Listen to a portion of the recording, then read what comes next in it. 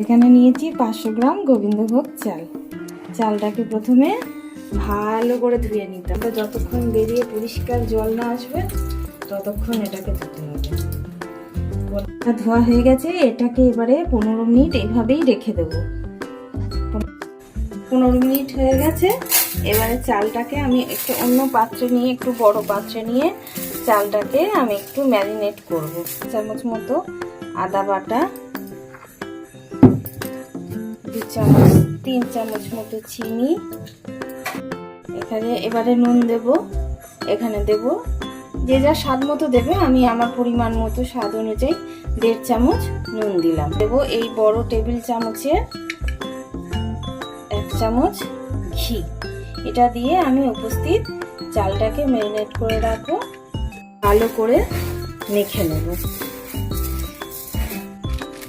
এখানে আমি গরম মশলাটা দিতে ভুলে গিয়েছিলাম, ওই 1/2 চামচ মতো গরম মশলা অ্যাড করে দেব। গরম মশলা অপশনাল, না দিলেও হয় এই সময়, তবে আমি একটু দিই, আমার পছন্দ। এখন 40 মিনিটের জন্য আমি এটাকে চাপা দিয়ে রেখে দিলাম। প্রথমে কড়া বসিয়ে কড়াটা গরম হলে একটু ঘি দেব, হলে তার মধ্যে কাজু বাদাম,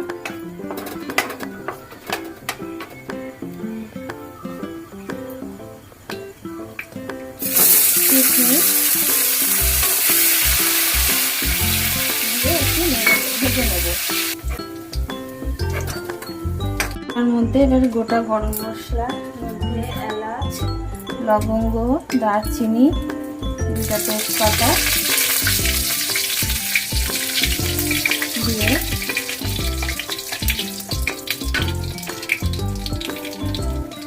এবারে চালটাকে আমি ভাজতে দেব।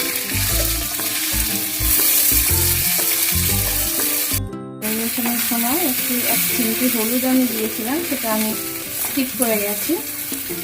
এখন হচ্ছে এই পর্যায়ে চালটাকে ভালো করে এই ঘিতে ভাজতে হবে। আর অন্য পাশে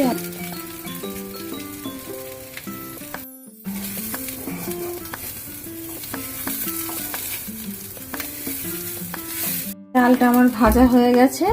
এবার আমি যে জলটা গরম বসিয়েছিলাম সেই জলটার মধ্যে চালটা দিয়ে দেব।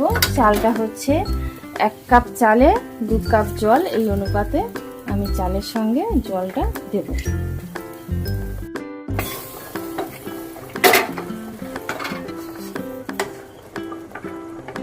উঠেছে, এই সময় আমি গ্যাসটা, এই চালটার ঢাকনা দেব।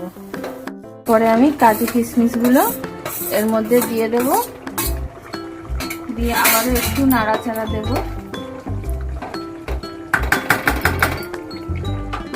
এই পর্যায়ে একটু আবার একবার চাপা দেব।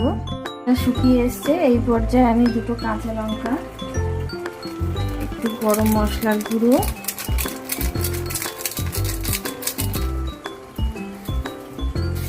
একটু চিনি,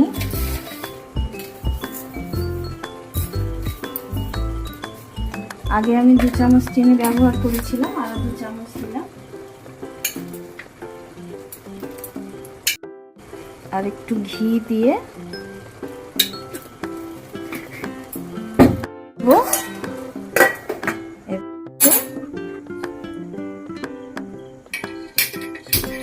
আগে থাকতে বসিয়ে রাখা চাটুর উপরে এটাকে 5 মিনিট দমে দেব। প্রথমে 2 মিনিট হাই ফ্লেমে দেব, 2 মিনিট পর ফ্লেমটাকে আমি লো করে দেব, দিয়ে 3 মিনিট রাখবো। 3 মিনিট পর গ্যাস অফ করে দিয়েছিলাম। এখন খাবার সময় নামিয়ে নিয়েছি। দেখো কি সুন্দর ঝরঝরে পোলাও হয়েছে, একদম কারোর গায়ে কেউ লাগেনি, প্রত্যেকটা ভাত আলাদা আলাদা হয়েছে। ধন্যবাদ।